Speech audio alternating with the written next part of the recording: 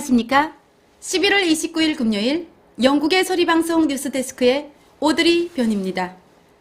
시청자 여러분이 짐작하실 수 있듯이 선거일이 2주 남짓밖에 남지 않아서 각 정당별 당수들의 선거 유세가 이곳저곳에서 진행되고 있습니다. 효과도 좋지만 대화 중에 꼬투리가 잡히면 치명타를 입게 되는 것 역시 미디어 인터뷰 내용들입니다. 오늘 오전 9시 LBC 라디오 인터뷰 중에 보리스 수상이 코너로 몰리는 수모를 겪는 일이 발생했습니다. 대화 중 진행자가 갑작스럽게 물었습니다. 당신은 자녀가 몇 명이나 되나요? 나는 나의 아이들을 대단히 사랑합니다. 그러나 그 아이들은 이번 선거에 나오지 않습니다. 그래서 그 대답은 하지 않겠소. 평상시 위트와 유머를 가지고 청산 뉴스로 말을 잘하는 보리스 수상이었지만 당황하는 기색이 역력했습니다. 소문에 의하면 보리스 수상은 전 부인과의 사이에 4명의 자녀가 있는 것으로 알려져 있고 정식 결혼하지 않았던 여자와의 사이에 딸이 있고 또 다른 여자와의 사이에 1명의 아이가 더 있는 것으로 알려져 있습니다.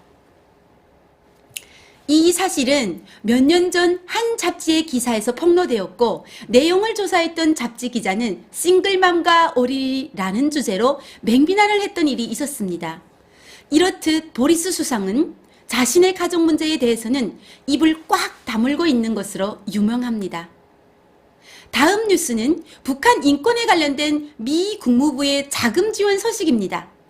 미 국무부 민주주의 인권노동국은 북한의 인권과 책임 추궁, 정보 접근을 위해 활동하는 국내외 단체와 기관들을 위한 기금 지원 공고 2건을 최근 발표했습니다.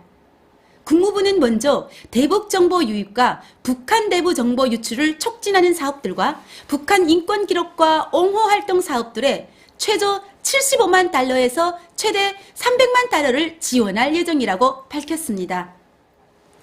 그러면서 정보의 자유로운 흐름을 촉진하는 사업과 관련하여 대북 라디오 방송 제작과 송출, 북한 주민들에게 흥미있는 콘텐츠 생산, 정보와 콘텐츠를 소비하거나 공유하는 새로운 체제의 개발, 표혼과 이동, 결사, 평화로운 집회의 자유 등 근본적인 자유의 증진을 일례로 들었습니다. 또한 북한의 인권을 기록하고 옹호하는 사업들로는 북한 정치범 수용소에 대한 온라인 데이터베이스를 구축하고 유지하는 사업, 북한의 인권 유린에 대한 기록 작업, 북한의 인권 상황에 관한 보고서 발표, 북한 인권 개선을 위한 국제적 활동 등을 꼽았습니다. 국무부는 해당 단체들의 신청 마감 기간은 내년 1월 8일이며 국내외 비영리 정부 기구들과 공사립 고등교육기관 등이 자금 지원 신청을 할 수 있다고 밝혔습니다. 세계 각국의 외교력 조사 대상 국가는 총 61개였으며 그중 북한은 49번째에 머물렀습니다.